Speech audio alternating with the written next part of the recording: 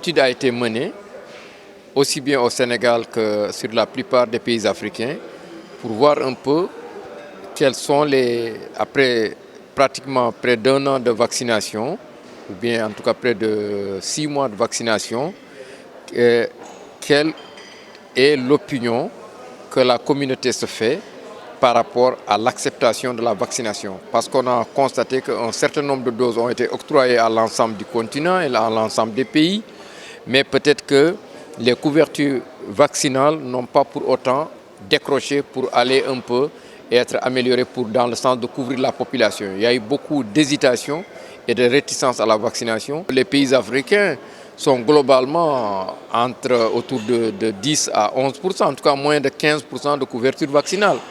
Une couverture vaccinale de 15% pour une population qui devait au moins être vaccinée à au moins 60%, vous voyez qu'on est très loin de l'objectif. La moyenne des pays aussi autour de 10 à 15%. Le Sénégal, nous sommes autour de 11%, n'est-ce pas, de complètement vaccinés, n'est-ce pas? Donc vous voyez que ces couvertures doivent être améliorées de manière significative pour qu'on puisse aller, parce que l'objectif, encore une fois, est de vacciner près de 60%.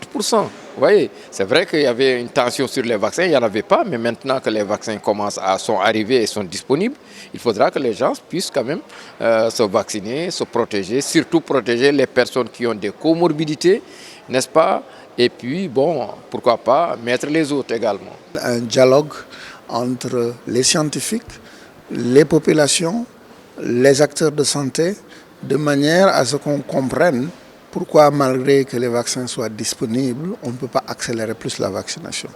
Et donc ce débat a pour objectif, comme je le disais, d'écouter les acteurs, d'écouter les populations, et à partir de cette écoute, d'apprendre pourquoi et quelles sont les questions légitimes que les gens se posent et d'y apporter une réponse. Parce que pour arrêter cette épidémie, on a besoin que les gens se vaccinent. Aujourd'hui, les vaccins sont disponibles. À une époque, ils étaient moins disponibles. Et une fois qu'ils sont disponibles, il faut que les gens le prennent. Notre taux de vaccination est encore faible. On n'est pas à l'abri de prochaines vagues, comme on l'a vu dans d'autres pays. Mais c'est pour ça qu'il faut continuer dans cet effort. Et notre discussion aujourd'hui porte sur comment améliorer cela. Quelles sont les questions que les gens se posent qui font qu'ils ne vont pas se vacciner et y répondre. Pourquoi il faudra s'alarmer? Parce que non seulement il y a une tendance baissière, donc les gens ont tendance à diminuer tout ce qui est mesure de protection, mais nous savons que cette pandémie, on a évolué avec plusieurs variants. Et les variants, n'est-ce pas, ont toujours donné du fil à retordre au système de santé.